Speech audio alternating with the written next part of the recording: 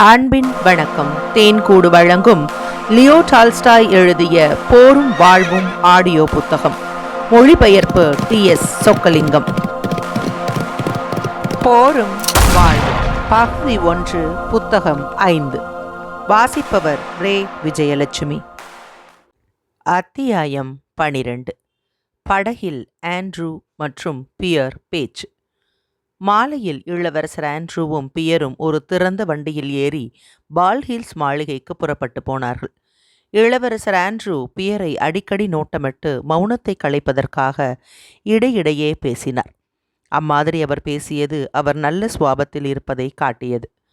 விவசாய வேலைகளில் அவர் எவ்வளவு தூரம் அபிவிருத்தி செய்திருக்கிறார் என்பதை அந்த வயல்களை சுட்டி காட்டி அவர் பேசினார். முகச்சோர்வுடன் மௌனமாக பியர் இருந்தார். தம்மிடம் கேட்கப்பட்ட கேள்விகளுக்கு ஒற்றை வார்த்தைகள் மூலம் பதில் சொல்லிக் கொண்டிருந்தார். தம்முடைய சொந்த சிந்தனைகளில் அவர் ஆழ்ந்திருப்பதாக தோன்றியது. இளவரசர் ஆண்ட்ரூ சந்தோஷமில்லாமல் இருப்பதாகவும் அவர் வழி தவறிவிட்டதாகவும் உண்மையான ஒளியை அவர் பார்க்கவில்லை என்றும் ஆகவே தாம் அவருக்கு உதவி செய்து கண்ணை திறந்து அவரை உயர்த்த வேண்டும் என்றும் அவர் நினைத்து கொண்டிருந்தார். ஆனால் தாம் அவரிடம் என்ன சொல்ல வேண்டுமென்று அவர் நினைத்தவுடன் ஒரே வார்த்தையில் தம்முடைய உபதேசங்களை எல்லாம் இளவரசர் ஆண்ட்ரூ கவனித்து விடுவார் என்று அவர் உணர்ந்தார். ஆகவே அதை ஆரம்பிப்பதற்கு அவர் பின்வாங்கினார். தமக்கு புனிதமாகவும் விலையற்றதாகவும் தோன்றக்கூடியவைகளை அவர் கிண்டல் செய்யக்கூடும் என்று பயந்தார். இல்லை, ஆனால் நீர் ஏன் அப்படி நினைக்கிறீர் என்று திடீரென்று பெயர ஆரம்பித்தார். ஒரு காளை மாடு முட்ட நினைக்கும் போது எப்படி குனியுமோ அதே மாதிரி பியர் தமது தலையை தாழ்த்தினார். நீர் நீர் ஏன் அப்படி நினைக்கிறீர்? நீர் அப்படி நினைக்கக்கூடாது. நினைப்பதா? எதை பற்றி என்று இளவரசர் ஆண்ட்ரூ ஆச்சரியத்தோடு கேட்டார். வாழ்க்கையை பற்றி, மனிதனின் விதியை பற்றி. அப்படி இருக்க முடியாது. நான் கூட அப்படித்தான் நினைத்தேன். ஆனால் என்னை எது காப்பாற்றியது என்பது உமக்கு தெரியுமா? அந்த ஃப்ரீமேசன் சங்கம்தான். இல்லை, நீர் இளநகை காட்ட வேண்டாம். ஃப்ரீமேசன் என்பது மதச்சடங்குகள் செய்யும் கூட்டமல்ல. நான் கூட அப்படித்தான் முன்பு நினைத்திருந்தேன். மனித சமூகத்தின் உயர்ந்த நிரந்தரமான குணங்களை மிகச்சிறந்த முறையில் வெளிக்காட்டுவதுதான் ஃப்ரீமேசன் சங்கமாகும். ஃப்ரீமேசன் சங்கத்தின் கொள்கைகளை பற்றி தாம் அறிந்தபடி இளவரசர் ஆண்ட்ரூவுக்கு அவர் விளக்க ஆரம்பித்தார். சர்க்காருடையவோ பாதிரிகளுடையவோ கட்டுப்பாடுகள் எதுவும் இல்லாத கிறிஸ்தவ மத உபதேசங்கள்தான் ஃப்ரீமேசன் கொள்கைகளாகும் என்றும் சமத்துவம், சகோதரத்துவம், அன்பு ஆகியவைகளை உபதேசிப்பதே அந்த கொள்கைகள் என்றும் அவர் சொன்னார்.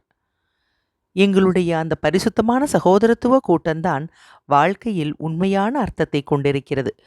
மற்றவையெல்லாம் ஒரு கனவு என்றார் பியர். இந்த சங்கத்திற்கு புறம்பாயுள்ள எல்லாம் ஏமாற்றங்களாலும் பொய்களாலும் நிரப்பப்பட்டிருக்கின்றன என்பதை எனது அன்புள்ள நண்பரை நீர் அறிய வேண்டும். பிறருக்கு கெடுதல் செய்யாமல் மட்டும் இருக்க முயற்சி செய்து உம்மை போல தமது வாழ்க்கையை நடத்துவதைத் தவிர வேறு எதுவும் ஒரு புத்திசாலியான மனிதர் செய்யக்கூடியது இல்லை என்று நீர் சொல்வதை நான் ஒப்புக்கொள்கிறேன். ஆனால் எங்களுடைய அடிப்படை கொள்கைகளை நீர் ஒப்புக்கொண்டு எங்கள் சங்கத்தில் சேரும். எங்களிடம் உம்மை ஒப்புவித்துவிடும். உமக்கு வழிகாட்டவும் எங்களிடம் விட்டுவிடும். அப்படி செய்தால் நீர் உடனே உம்மை பற்றி அறிந்து கொள்வீர். நானும் அப்படித்தான் அறிந்து கொண்டேன். அதாவது நாம் எல்லாரும் கண்ணில் காணாத ஒரு சங்கிலி தொடரின் அம்சங்கள் என்றும் அதனுடைய ஆரம்பம் தேவலோகத்தில் மறைக்கப்பட்டிருக்கிறது என்றும் நீர் உணர்ந்து கொள்வீர். இளவரசர் ஆண்ட்ரூ நேராக தம் பார்வையை செலுத்தி மௌனமாய் பியரின் வார்த்தைகளை கேட்டுக்கொண்டிருந்தார். சக்கரங்களின் சப்தத்தால் பல தடவை பியரின் வார்த்தைகளை இடையிடையே அவர் கேட்க முடியாமல் இருந்தது. அச்சமயங்களிலெல்லாம் திரும்பவும் அவர் சொல்லியதை கூறும்படி அவர் கேட்டு வந்தார். இளவரசர் ஆண்ட்ரூவின் கண்களில் தோன்றிய அந்த விசித்திரமான பிரகாசத்தையும் அவருடைய மௌனத்தையும் கண்ட பியர் தமது வார்த்தைகள் வீண் போகவில்லை என்று தம்மை இளவரசர் ஆண்ட்ரூ இடைமறிக்க மாட்டார் என்றும் தாம் சொல்லியதை கேட்டு அவர் நகைக்க மாட்டார் என்றும் நினைத்தார். அவர்கள் ஓர் ஆற்றின் பக்கத்தில் வந்தார்கள். அந்த ஆற்றில் தண்ணீர் கரைபுரண்டு ஓடிக்கொண்டிருந்தது. அந்த தெப்பத்தின் மீது ஏறித்தான் அவர்கள் ஆற்றை கடக்க வேண்டியதாய் இருந்தது. அந்த தெப்பத்தின் மீது வண்டியையும் குதிரைகளையும் ஏற்றிய பின்பு தாங்களும் ஏறிக்கொண்டார்கள். அந்த தெப்பத்தின் கைப்பிடி கம்பியில் இளவரசர் சாய்ந்து கொண்டு மாலை சூரியனின் ஒளியில் மினுமினுத்து வெள்ளமாய் ஓடிக்கொண்டிருந்த அந்த தண்ணீரை மௌனத்தோடு பார்த்து நின்றார். நல்லது, அதை பற்றி நீர் என்ன நினைக்கிறீர் என்று பியர் கேட்டார். நீர் ஏன் மௌனமாயிருக்கிறீர்? நான் அதை பற்றி என்ன நினைக்கிறேனா? நீர் சொல்லுவதை நான் கவனித்துக் கொண்டிருக்கிறேன். அதெல்லாம் ரொம்ப சரி.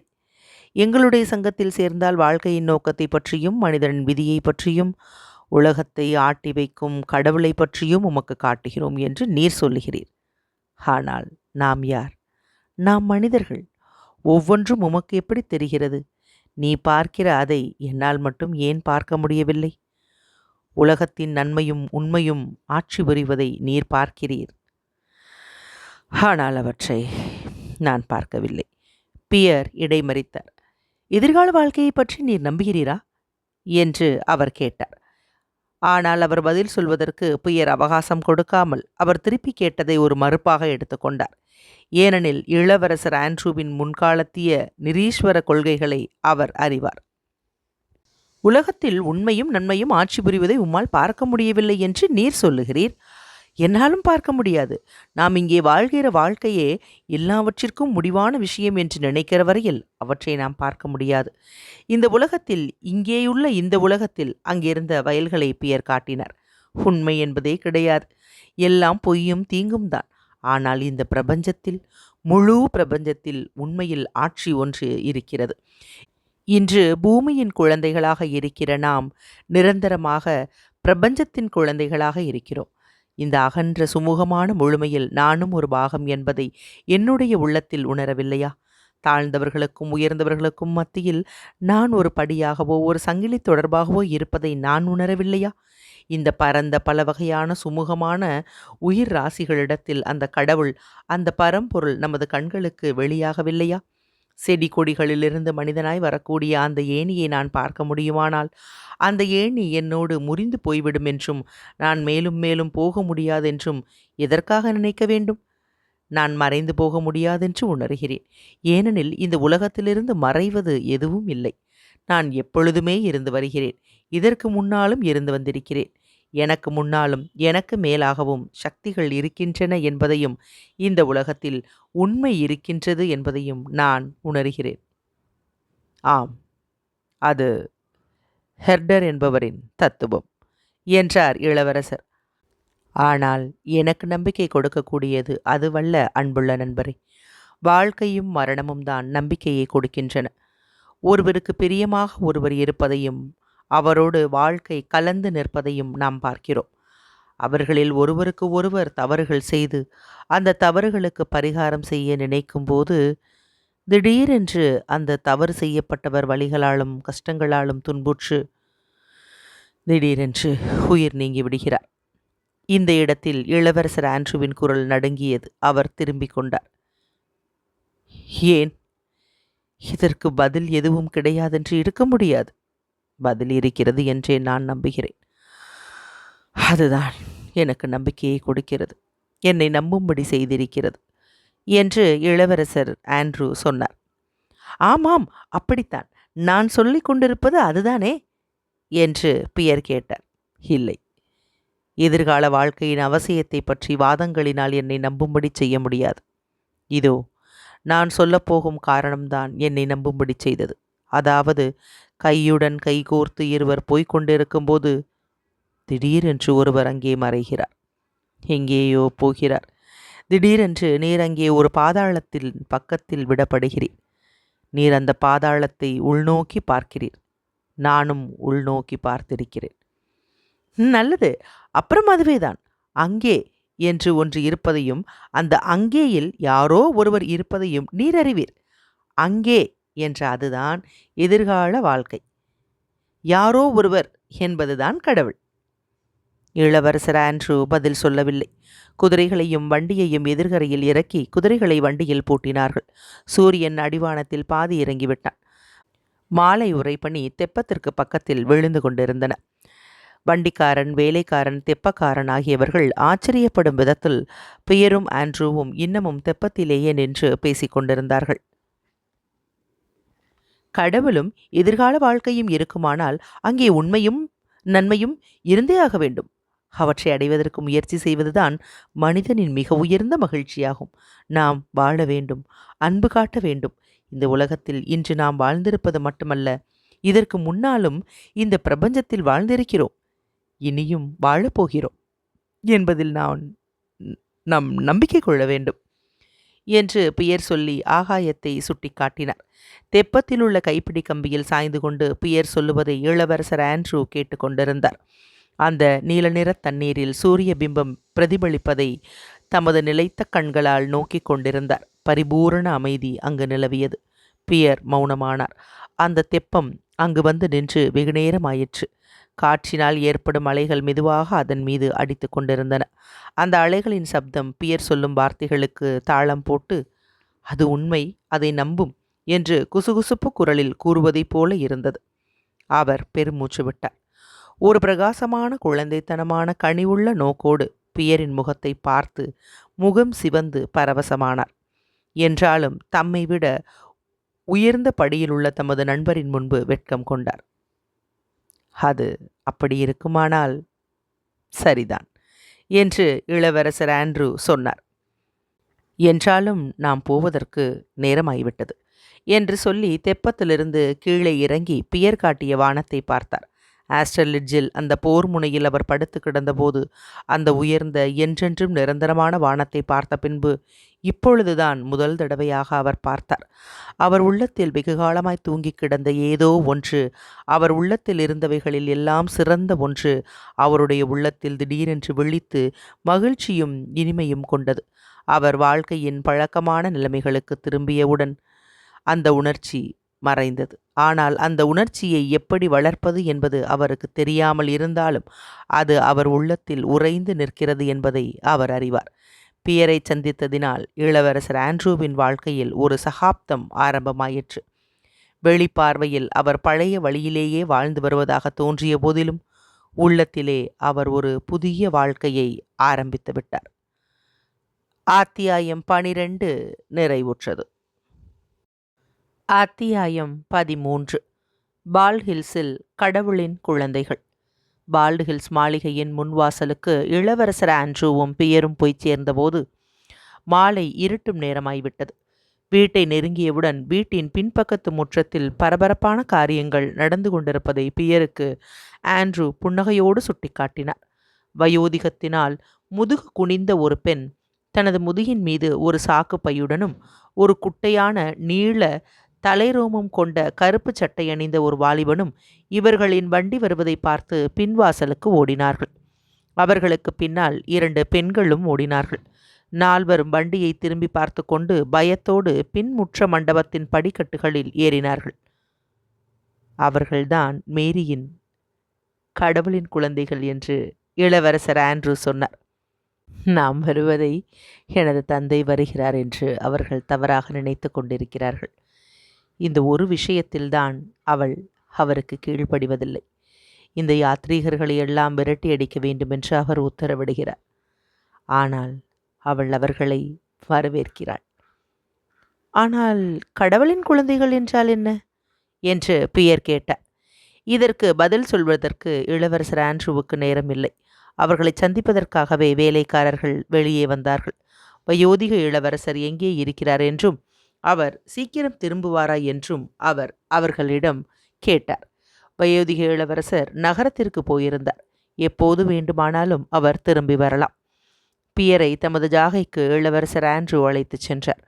தந்தையின் வீட்டிலுள்ள அவருடைய அந்த ஜாகை எப்போதும் ஒழுங்காகவும் தயாராகவும் இருக்கும். அங்கிருந்து அவர் குழந்தை இல்லத்திற்கு போனார். அவர் திரும்பி வந்ததும் பியரை பார்த்து, இப்போது நாம் போய் என் சகோதரியை பார்ப்போம் என்று சொன்னார். அவளை இன்னும் நான் கண்டுபிடிக்கவில்லை. அவள் இப்பொழுது ஒளிந்து கொண்டிருக்கிறாள். அவளுடைய கடவுளின் குழந்தைகளுடன் அவள் உட்கார்ந்து கொண்டிருக்கலாம். நாம் திடீரென்று போவோம். அவளுக்கு குழப்பம் ஏற்படும். அவளுடைய கடவுளின் குழந்தைகளை நீர் பார்க்கலாம். அது உண்மையிலேயே விசித்திரமானது. கடவுளின் குழந்தைகள் என்றால் யார் என்று பியர் மீண்டும் கேட்டார். வாரும், நீரே பார்த்து கொள்ளலாம். அவர்கள் மேரி இருந்த அறைக்குள் போனதும் மேரி உண்மையாகவே அமைதி குலைந்தவளாய் காணப்பட்டாள். அவளுடைய முகத்தில் சிவப்பு புள்ளிகள் தோன்றின. அவளுடைய சௌக்கியமான அறையில் தெய்வச் சிலையின் முன்பாக விளக்குகள் எரிந்து கொண்டிருந்தன. ஒரு நீண்ட நாசியும் நீளமான தலைரோமமும் கொண்ட ஒரு வாலிபர் ஒரு சந்நியாசியின் ஆடை அணிந்து சோஃபாவில் அவளுக்கு பக்கத்தில் உட்கார்ந்திருந்தார். அவர்களுக்கு பக்கத்தில் சாமோவார் என்ற தேநீர் பாத்திரம் இருந்தது. அங்கிருந்த சாய்வு நாற்காலியில் மெலிந்த உடல் சுருங்கிய ஒரு வயோதிக பெண் அவளுடைய குழந்தைத்தனமான முகத்தில் பணிவான தோற்றத்தோடு அமர்ந்திருந்தாள். நீர் வரப்போவதாக என்னிடம் ஏன் சொல்லவில்லை அன்று என்று இளவரசி மெல்லிய கண்டிப்போடு கூறினாள். அவளுடைய பயணிகளின் முன்பாக அவள் எழுந்து நின்றது ஒரு பெட்டை கோழி தன் குஞ்சுக்கு முன்பாக நிற்பதைப் போல இருந்தது. உம்மை பார்ப்பதற்கு நான் மிகுந்த மகிழ்ச்சி அடைகிறேன். உம்மை பார்ப்பதற்கு உண்மையிலேயே சந்தோஷமடைகிறேன் என்று அவளுடைய கையை பியர் முத்தமிடும்போது அவள் சொன்னாள். அவரை பற்றி அவளுக்கு தெரியும். இப்போது ஆண்ட்ரூவுடன் அவர் நண்பராய் இருப்பதனாலும் அவருடைய மனைவியுடன் அவருக்கு மனக்கசப்பு ஏற்பட்டதாலும் எல்லாவற்றிற்கும் மேலாக அவருடைய அன்பான இனிய எளிய முகத்தினாலும் அவரிடம் ஒரு நட்பான மனப்பான்மையை அவள் கொண்டாள். அவள் அவரை பார்த்தாள். அவளுடைய அழகான ஒளிபடர்ந்த கண்கள், உம்மை மிகவும் நான் விரும்புகிறேன், ஆனால் என்னுடைய ஜனங்களை பார்த்து தயவு செய்து நீ சிரிக்க வேண்டாம் என்று சொல்வதைப் போல இருந்தன. ஒருவருக்கொருவர் வந்தனங்கள் கூறிய பின்பு அவர்கள் கீழே அமர்ந்தார்கள். ஹா, இவானுஷ்காவும் இங்கே இருக்கிறாரா என்று அந்த வாலிப பயணியை ஒரு புன் சிரிப்போடு நோக்கிய இளவரசர் ஆண்ட்ரூ கேட்டார். ஆண்ட்ரூ என்று கொஞ்சுகிற பாவனையில் இளவரசி மேரி சொன்னாள். இவள் ஒரு பெண் என்பது உமக்கு தெரிய வேண்டும் என்று இளவரசர் ஆண்ட்ரூ பியரிடம் சொன்னார். ஆண்ட்ரூ, கடவுளுக்காக என்று இளவரசி மேரி மீண்டும் சொன்னாள். இந்த பயணிகளிடம் இளவரசர் ஆண்ட்ரூ கேலியாக பேசுவதும் அவர்களை காப்பாற்றுவதற்காக இளவரசி மேரி பரிதாபமாய் முயற்சிப்பதும் வெகுகாலமாக நடந்து வருகிற ஒரு விஷயம் என்பது தெளிவாய் தெரிந்தது. ஆனால் எனது அன்பே, நீ இந்த வாலிபருடன் கொண்டிருக்கிற அந்யோன்யத்தை பற்றி நான் பியருக்கு தெளிவாகச் சொன்னதற்காக நீ எனக்கு நன்றி தெரிவிக்க வேண்டும் என்று இளவரசர் ஆண்ட்ரூ சொன்னார். உண்மையாகவா என்று பியர் கேட்டு தமது மூக்கு கண்ணாடிகளுக்கு மேலாக விசித்திரத்துடனும் சிரத்தையுடனும் இவானுஷ்காவின் முகத்தை பார்த்தார். அவர்கள் பிரெஞ்சு மொழியில் பேசிக்கொண்டார்கள். தன்னை பற்றிதான் பேசுகிறார்கள் என்பதை அவள் அறிந்ததும் தன்னுடைய தந்திரமான கண்களால் அவர்களை பார்த்தாள். பியரின் அம்மாதிரி பார்வையை இளவரசி மேரி நன்றியோடு கவனித்தாள். தன்னுடைய ஜனங்களுக்காக இளவரசி மேரி இம்மாதிரி கலக்கம் கொள்ள வேண்டியது கொஞ்சமும் அவசியமே இல்லை. அவர்கள் கொஞ்சம் கூட வெட்கமடையவில்லை. வயதான பெண் கண்களை கீழே நோக்கி இருந்தாலும் கடை கண்களால் புதிதாக வந்திருந்தவர்களை பார்த்து கொண்டிருந்தாள். தன்னுடைய கோப்பையை தலைகீழாக கவிழ்த்து வைத்து தான் கடித்து தின்றது போக மீதம் உள்ள வெள்ளக்கட்டியை அந்த பக்கத்தில் வைத்து சாய்வு நாற்காலியில் அமைதியோடு மற்றொரு கோப்பை தேநீருக்காக எதிர்பார்த்து உட்கார்ந்திருந்தாள். தன்னுடைய தேநீரை தட்டிலிருந்து இவானுஷ்கா உறிஞ்சி கொண்டிருந்தாள். அவள் தன்னுடைய தந்திரமான கண்களினால் அந்த வாலிபர்களை கீழ்நோக்கி பார்த்து கொண்டிருந்தாள். நீ எங்கே போயிருந்தாய்? கீவ் என்ற இடத்திற்கா என்று இளவரசர் ஆண்ட்ரூ அந்த வயதான பெண்ணை கேட்டார். நான் அங்கேதான் போயிருந்தேன் அன்புள்ள ஐயா என்று அவள் விடாமல் பேசும் குரலில் பதிலளித்தாள். அங்கிருந்த மகாத்மாவின் கோயிலில் நடந்த பரிசுத்தமான தெய்வீகமான நற்கருணை திருவிழாவில் கலந்து கொள்ளும் பாக்கியத்தை கிறிஸ்துமஸ் சமயத்தில் நான் பெற்றேன். இப்போது கால்யாஜின் என்ற இடத்திலிருந்து வருகிறேன் எஜமானரே. அங்கே ஒரு ஆச்சரியமான மகத்தான ஆசீர்வாதம் மக்களுக்கு காட்டப்பட்டது. இவானுஷ்காவும் உன்னுடன் இருந்தாளா? தர்மதாதாவே, நான் மட்டும்தான் போவது வழக்கம் என்று ஒரு கரகரப்பான குரலில் பேச முயற்சித்து இவானுஷ்கா சொன்னாள். யுக்னவா என்ற இடத்தில் பெலகேயாவை சந்தித்தேன். பெலாகேயா தன்னுடைய தோழியை இடைமறித்தாள். தான் பார்த்ததை சொல்ல விரும்பியது போல தோன்றியது. கால்யாஜின் என்ற இடத்தில் ஒரு அதிசயமான ஆசீர்வாதம் மக்களுக்கு காட்டப்பட்டது எஜமானனே. அது என்ன? அது ஏதாவது நினைவு பொருளா என்று இளவரசர் ஆண்ட்ரூ கேட்டார். ஆண்ட்ரூ, தயவு செய்து நீர் போகலாம். பெலகையா, நீ அவரிடம் சொல்ல வேண்டாம் என்று இளவரசி மேரி சொன்னாள். இல்லை எனது அன்பே, ஏன் கூடாது? ஏன் நான் செய்யக்கூடாது? நான் அவரை விரும்புகிறேன். அவர் அன்பானவர். கடவுளுக்கு பிரியமானவர்களில் அவர் ஒருவர். அவர் ஒரு தர்மதாதா. ஒரு சமயம் 10 ரூபில்கள் எனக்கு கொடுத்தார். அதை ஞாபகத்தில் வைத்திருக்கிறேன். நான் கீவ் என்ற இடத்தில் இருந்தபோது சிரில் என்பவரிடம் என்னிடம் சொல்லுவது உண்டு. கடவுளுக்கு பிரியமானவர்களில் அவர் ஒருவர். வெயில் காலத்திலோ குளிர்காலத்திலோ காலில் எதுவுமே அணியாமல் அவர் நடந்து போவார். அவர் சொன்னார், சரியான இடத்துக்கு நீ ஏன் போவதில்லை? காளியாஜின் என்ற இடத்துக்கு போ. அங்கே உள்ள தேவமாதாவின் சிலை ஒரு அதிசயத்தை மக்களுக்கு காட்டுகிறது. இந்த வார்த்தைகளை கேட்டதும் அங்கிருந்த பரிசுத்தமான மக்களுக்கு வழி அனுப்பிவிட்டு நான் புறப்பட்டு போனேன். எல்லாரும் மௌனமாய் இருந்தார்கள். அந்த பயணப்பெண் மட்டும் நிதானமான குரலில் பேசிக்கொண்டே மூச்சு வாங்கி கொண்டிருந்தாள். ஆகவே நான் வந்தேன் எஜமானரே. மக்கள் என்னிடம் சொல்கிறார்கள், ஒரு ஆசீர்வாதம் மக்களுக்கு காட்டப்படுகிறது.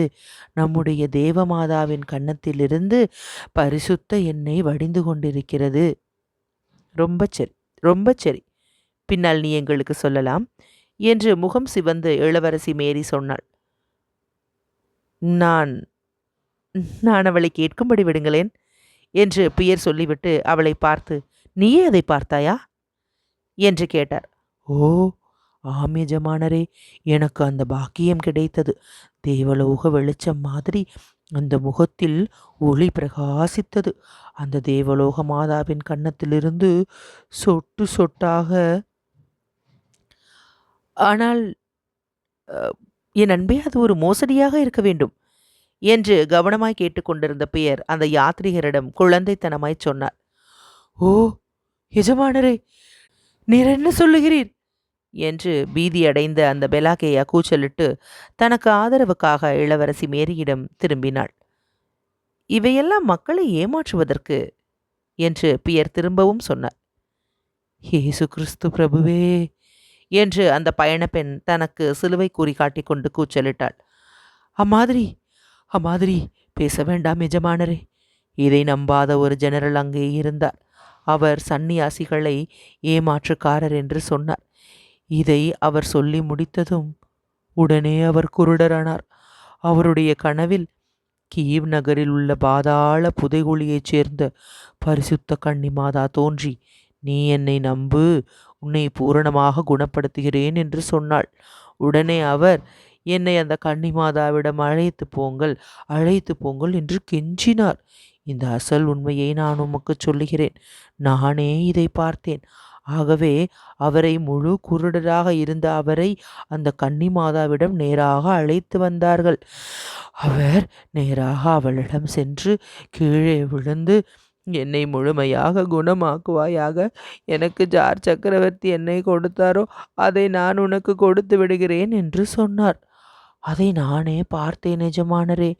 இப்போது அவர் தரித்திருந்த அந்த நட்சத்திர பதக்கத்தை அந்த தெய்வ சிலைக்கு மாட்டியிருக்கிறார். நல்லது. நீர் இப்போது என்ன நினைக்கிறீர்? அவருடைய கண் பார்வையை அவர் பெற்றுவிட்டார். ஆகவே இழிவாக பேசுவது ஒரு பாவம். கடவுள் உம்மை தண்டிப்பார் என்று அவள் பியரிடம் திரும்பி கண்டிப்போடு கூறினாள். தெய்வ சிலைக்குள் அந்த நட்சத்திர பதக்கம் எப்படி போயிற்று என்று பியர் கேட்டார். அந்த பரிசுத்த மாதாவை ஜெனரல் பதவிக்கு உயர்த்தினார்களா என்று இளவரசர் ஆண்ட்ரூ ஒரு புன்முறுவலோடு கேட்டார். பெலாகேயா திடீரென்று முகம் வெளிரி தனது கைகளை பிசைந்தாள்.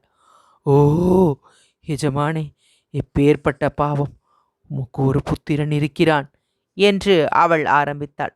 அவளுடைய வெளிரிய முகம் திடீரென்று சிவப்பாயிற்று. எஜமானே, நீர் என்ன சொன்னீர்? ஆ கடவுளே, கடவுள் உம்மை மன்னிப்பாராக என்று சொல்லிவிட்டு சிலுவை குறியை தனக்கு காட்டிக்கொண்டாள். கடவுளே, அவரை மன்னியும். என் அன்பே, இதற்கு என்ன அர்த்தம் என்று அவள் சொல்லிவிட்டு இளவரசி மேரியை திரும்பி பார்த்தாள். அவள் அநேகமாக அழுது கொண்டு எழுந்து நின்ற தனது சாக்குப்பையை சரியாக வைக்க ஆரம்பித்தாள். இம்மாதிரி பேசப்படும் வீட்டில் தான் உதவி பெற்றதை பற்றி அவள் பயந்து வெட்கமடைந்ததைப் போல காணப்பட்டாள். அதே சமயத்தில் இந்த வீட்டில் கிடைக்கக்கூடிய பிச்சையை இழப்பதை பற்றியும் அவள் வருந்தினாள். இப்போது அப்படி செய்ய வேண்டியதற்கு என்ன அவசியம்? நீர் ஏன் என்னிடம் வந்தீர்? என்று இளவரசி மேரி கேட்டாள். இங்கே வா பெலகேயா, நான் தமாஷாகச் சொன்னேன் என்று பியர் கூறினார். இளவரசியே, நான் உண்மையாகவே சொல்லுகிறேன். அவளை புண்படுத்த வேண்டுமென்று நான் பேசவில்லை. நான் எதுவும் நினைத்து பேசவில்லை. தமாஷாகச் சொன்னேன் என்று நாணத்தோடு புன்முறுவலோடு தனது குற்றத்தை நீக்க முயற்சித்தார். இது எல்லாம் என்னுடைய தவறு. ஆண்ட்ரூ கூட தான் தமாஷாகச் சொன்னார். சந்தோஷத்தோடு பெலகையா நின்றாள். பியரின் முகத்தில் ஓர் உண்மையான வருத்தம் காணப்பட்டது. இளவரசர் ஆண்ட்ரூ மிகுந்த பணிவோடு அவளையும் பியரையும் மாறி மாறி பார்த்தார். ஆகவே அவளுக்கு இப்போது கொஞ்சம் கொஞ்சமாக நம்பிக்கை ஏற்பட்டது. அத்தியாயம் 13 நிறைவுற்றது. அத்தியாயம் 14. பியரும் வயோதிக புல்கான்ஸ்கியும். யாத்ரீக ஸ்திரீ சமாதானமடைந்தாள். அம்பிலாக்கஸ் என்ற பாதிரியை பற்றி நீண்ட நேரமாக பேசினாள். அவர் மிகுந்த பரிசுத்தமான வாழ்க்கையை நடத்தியதால் அவருடைய கைகள் சாம்பிராணி வாசனை போல மனம் வீசிற்று என்றாள். கடைசி தடவையாக அவள் கீவ் என்ற இடத்திற்கு போயிருந்த போது பாதாள புதைகுழி சுரங்கத்துக்கு போவதற்கு சாவிகளை கொடுப்பதாக அவளுக்கு தெரிந்த சில பாதிரிகள் சொன்னார்களாம். அவள் தன்னுடன் காய்ந்த ரொட்டியை எடுத்துக்கொண்டு அங்கே போனாள். பாதாள சுரங்கத்திலுள்ள மகாத்மாக்களின் கல்லறைகளில் பக்கத்தில் 2 தினங்கள் அவள் இருந்தாள். ஒருவரை பார்த்து சிறிது நேரம் பிரார்த்தனை செய்வேன். பின்னால் சிறிது சிந்தித்துவிட்டு அப்புறம் இன்னொரு மகாத்மாவின் கல்லறைக்கு போவேன். பின்னால் கொஞ்சம் தூங்கிவிட்டு மீண்டும் அந்த கல்லறைக்கு போய் அங்கிருந்த ஞாபக சின்னங்களை முத்தமிடுவேன். அந்த இடம் அவ்வளவு அமைதியாகவும் மனோகரமாகவும் இருக்கிறபடியால் அங்கிருந்து வெளியே தேவலோக ஒளி இருந்தாலும் சரி, ஒருவரும் விரும்ப மாட்டார்கள். அவள் பேசியதை சிரத்தையோடும் கவனத்தோடும் பியர் கேட்டு வந்தார். இளவரசர் ஆண்ட்ரூ அறையை விட்டு வெளியே போனார். கடவுளின் குழந்தைகள் தேநீரை சாப்பிட்டு முடிப்பதற்காக அவர்களை விட்டுவிட்டு வரவேற்பறைக்கு இளவரசி மேரி பியரை அழைத்து கொண்டு போனாள்.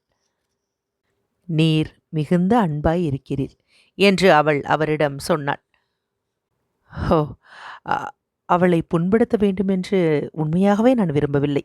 அவர்களை நான் மிக நன்றாக புரிந்து கொள்கிறேன். அவர்களிடம் மிகுந்த மரியாதை உண்டு. மௌனமாகவும் அன்பு கனிந்த புன்னகையோடும் இளவரசி மேரி அவரை பார்த்தாள். வெகு காலமாக உம்மை நான் அறிவேன். ஒரு சகோதரன் மீது எனக்கு எவ்வளவு அன்பு உண்டோ அவ்வளவு அன்பு உம்மிடமும் உண்டு என்று அவள் சொன்னாள். ஆண்ட்ரூவை பற்றி நீர் என்ன நினைக்கிறீர் என்று அவளுடைய அன்பான வார்த்தைகளுக்கு பதில் சொல்லவிடாமல் அவசரமாய் கேட்டாள். அவரை பற்றி எனக்கு மிகுந்த கவலை ஏற்பட்டிருக்கிறது. குளிர்காலத்தில் அவரின் உடல் சௌக்கியம் நன்றாயிருந்தது. ஆனால் சென்ற வசந்த காலத்தில் அவருடைய காயம் மீண்டும் தொந்தரவு கொடுக்க ஆரம்பித்தது. அவருடைய உடம்பை தேற்றுவதற்காக எங்கேயாவது போக வேண்டும் என்று டாக்டர் சொன்னார். அவருடைய ஆத்மீக விஷயங்களை பற்றியும் எனக்கு மிகுந்த பீதி ஏற்பட்டிருக்கிறது. பெண்களாகிய நாங்கள் துன்பங்கள் வந்தபோது அழுது அழுது அவைகளை போக்கடிப்போம். ஆனால் அம்மாதிரி குணம் அவரிடம் கிடையாது. எல்லாவற்றையும் அவர் தமக்குள்ளாகவே அடக்கி வைத்துக் கொள்ளுகிறார். இன்று அவர் மகிழ்ச்சியாகவும் சந்தோஷமாகவும் இருக்கிறார். உம்முடைய விஜயத்தினால்தான் இவை ஏற்பட்டிருக்கின்றன. அவர் அம்மாதிரி அடிக்கடி இருப்பதில்லை. வெளிநாட்டிற்கு போகும்படி அவரை நீர் செய்யக்கூடுமானால் அவருக்கு ஏதாவது வேலை இருந்து கொண்டே இருக்க வேண்டும். இம்மாதிரியான அமைதியான ஒழுங்கான வாழ்க்கை அவருக்கு மிகுந்த கெடுதியை செய்யும். மற்றவர்களுக்கு இது தெரியாது, ஆனால் எனக்கு அது தெரியும். வயோதிக இளவரசரின் வண்டி நெருங்கி வருவதை காட்டும் மணிகளின் சப்தங்கள் கேட்டன. அப்போது 10 மணி இருக்கும். வேலைக்காரர்கள் முன் வாசலுக்கு ஓடினார்கள். இளவரசர் ஆண்ட்ரூவும் பியரும் முற்ற மண்டபத்திற்கு போனார்கள். இது யார் என்று வண்டியிலிருந்து இறங்கிய போது வயதான இளவரசர் பியரை கேட்டார். ரொம்ப சந்தோஷம், என்னை முத்தமிடும் என்று அந்த வாலிப அந்நியர் யார் என்பதை கேட்டு தெரிந்ததும் அவர் சொன்னார். வயோதிக இளவரசர் நல்ல சுவாபத்தோடும் இருந்தார். மிகுந்த பிரியத்தோடு பியரிடம் பேசினார். ஈரா சாப்பாட்டிற்கு முன்பாக இளவரசர் ஆண்ட்ரூ தமது தந்தையின் படிப்பறைக்கு வந்தார். பியருடன் அவர் காரமாக விவாதித்து கொண்டிருப்பதைக் கண்டார். யுத்தம் என்பதே இல்லாமல் போகக்கூடிய ஒரு காலம் வரும் என்று பியர் சொல்லிக் கொண்டிருந்தார். அதை வயோதிக இளவரசர் ஒப்புக்கொள்ளாமல் கேலி செய்தார். ஆனால் கோபமும் கொள்ளவில்லை. மனித நரம்புகளில் ஓடும் இரத்தத்தை வெளியே எடுத்துவிட்டு அதற்கு பதிலாக தண்ணீரை நிரப்பும். அப்புறம்தான் யுத்தம் என்பதே இல்லாமல் இருக்கும். இதெல்லாம் கிழவிகளின் அசட்டுத்தனங்கள், கிழவிகளின் அசட்டுத்தனங்கள் என்று அவர் சொன்னார். என்றாலும் மிகுந்த பிரியத்தோடு பியரை அவருடைய தோளில் தட்டி கொடுத்து இளவரசர் ஆண்ட்ரூ உட்கார்ந்திருந்த மேஜைக்கு சென்றார்.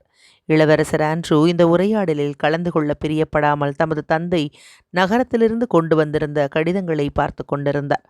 வயோதிக இளவரசர் அவரிடம் சென்று சில காரியங்களை பற்றி பேச ஆரம்பித்தார். அந்த மார்ஷல் ஒரு கோமகன், ரெஸ்டோ என்பவர். அவர் அனுப்ப வேண்டிய ஆட்களில் பாதி பேரை கூட அனுப்பவில்லை.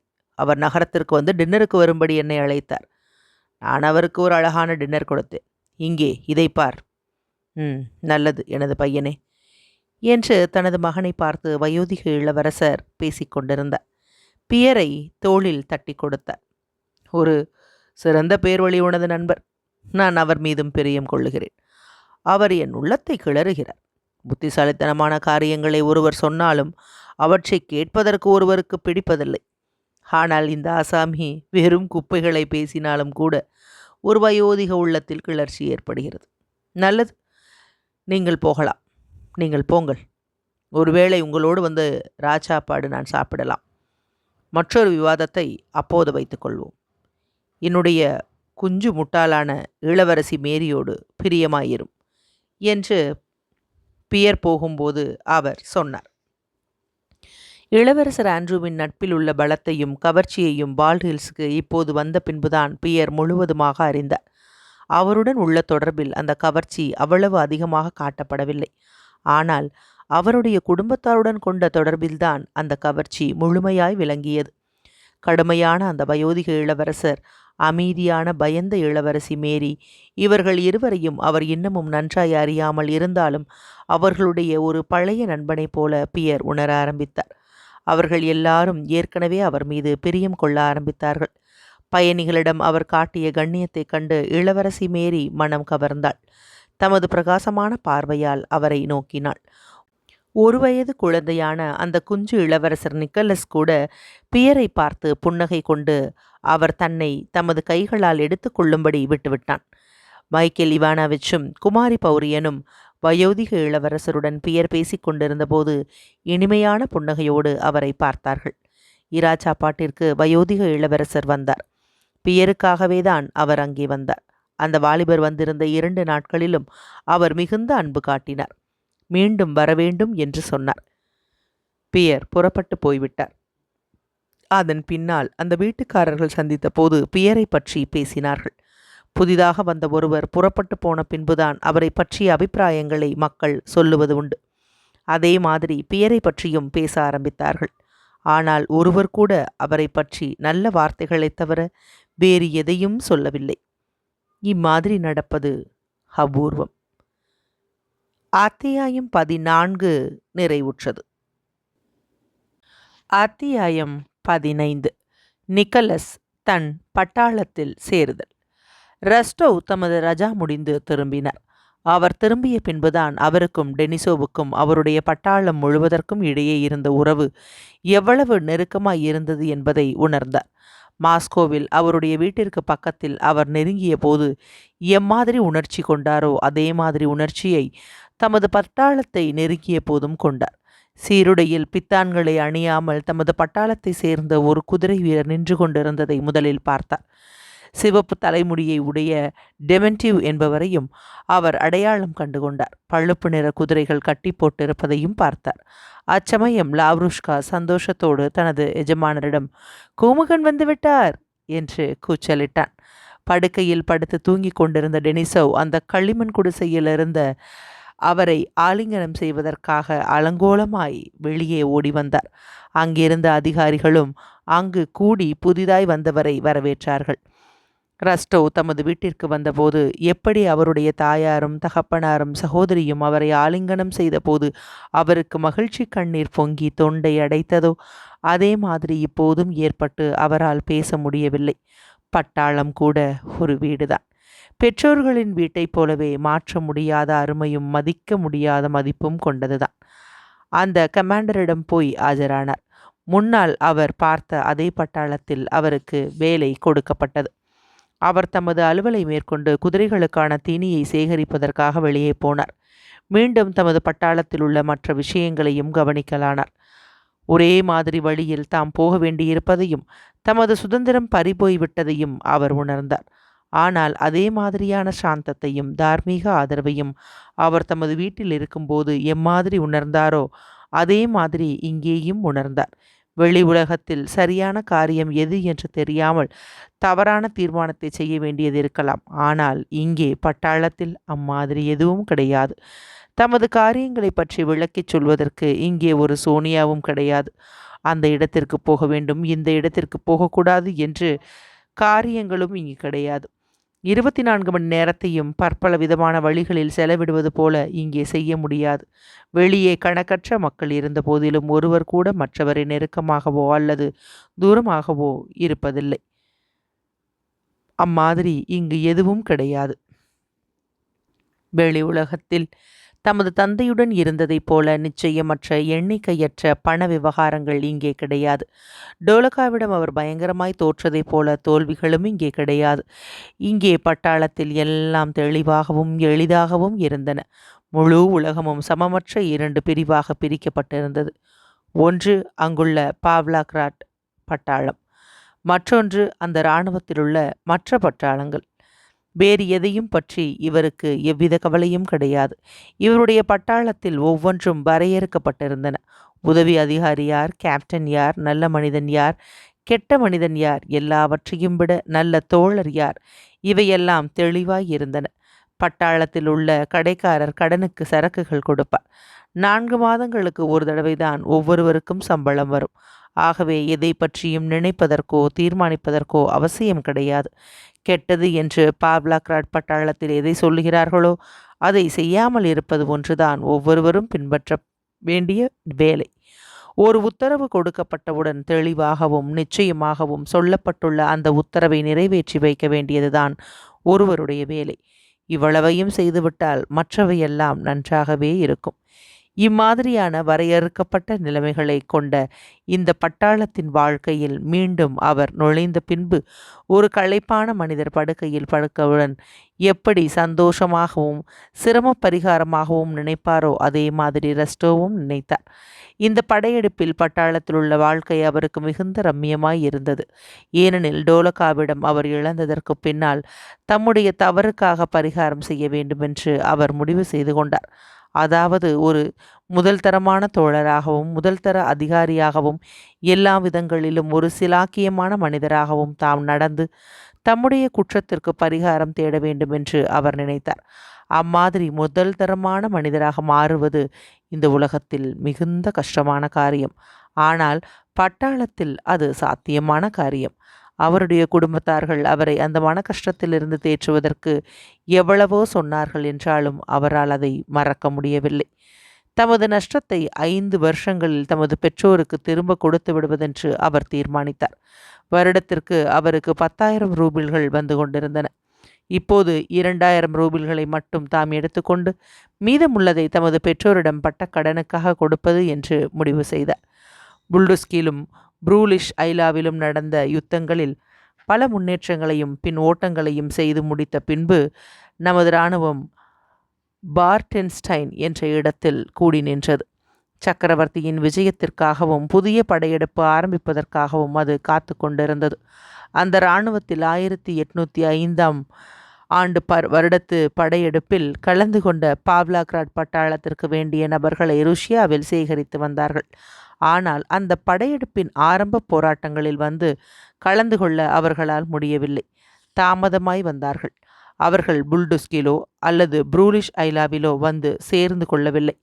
அந்த படையெடுப்பின் பிற்பாதி சண்டையில்தான் அவர்கள் வந்து சேர்ந்தார்கள். அவர்களை பிளாட்டவ் பிரிவில் சேர்த்தார்கள்.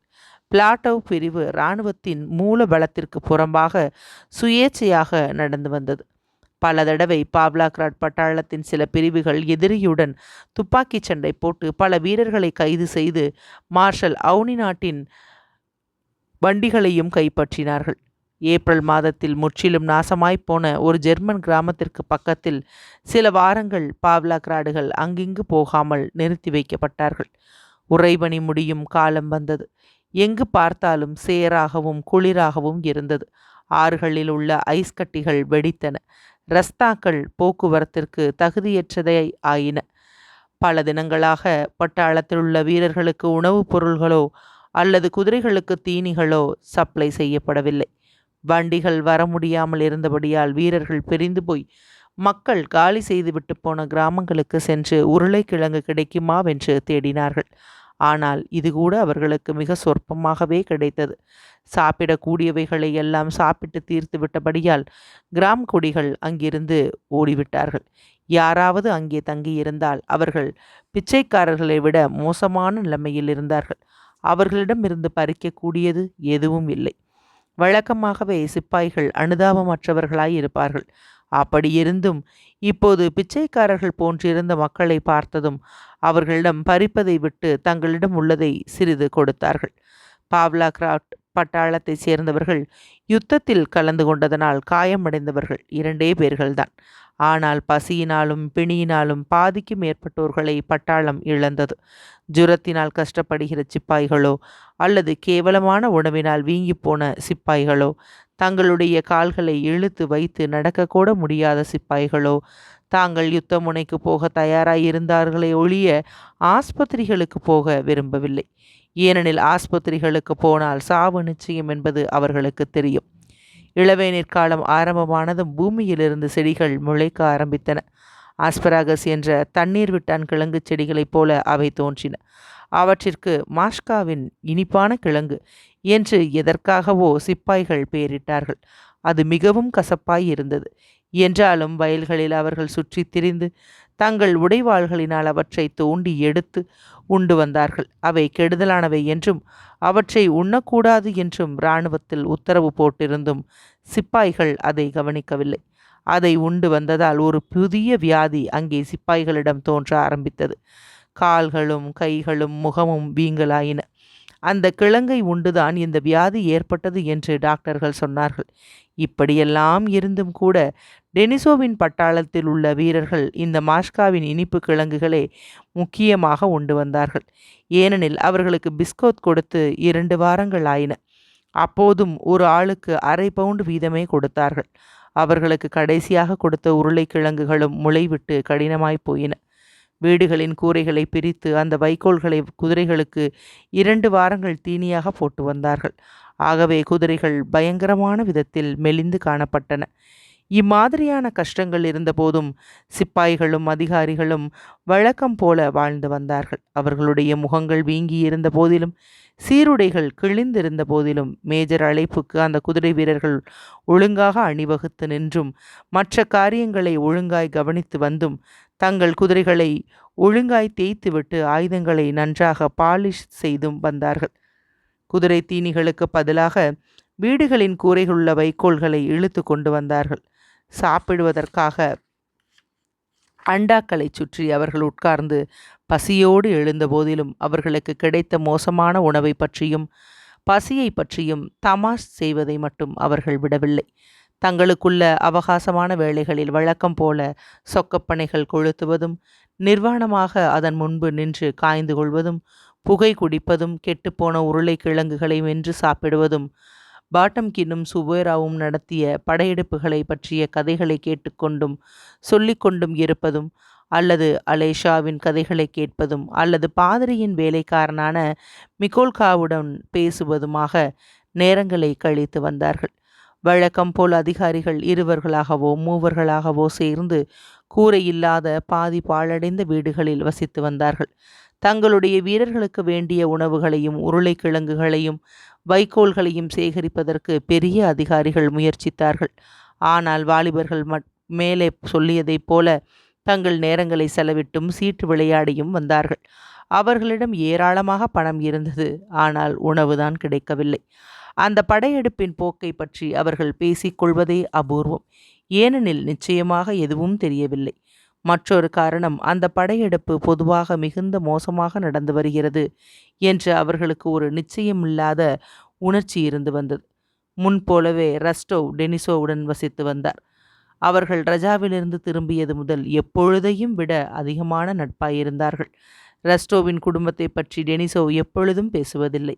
ஆனால் தமது கமாண்டர் தம்மிடம் காட்டும் பணிவான கனிவான அந்த நட்பிலிருந்து அந்த கமாண்டர் நட்டாஷா மீது கொண்டுள்ள அதிர்ஷ்டமற்ற காதல் தங்களுக்கு இடையேயான நட்பை பலப்படுத்த காரணமாய் இருந்தது என்று உணர்ந்தார்.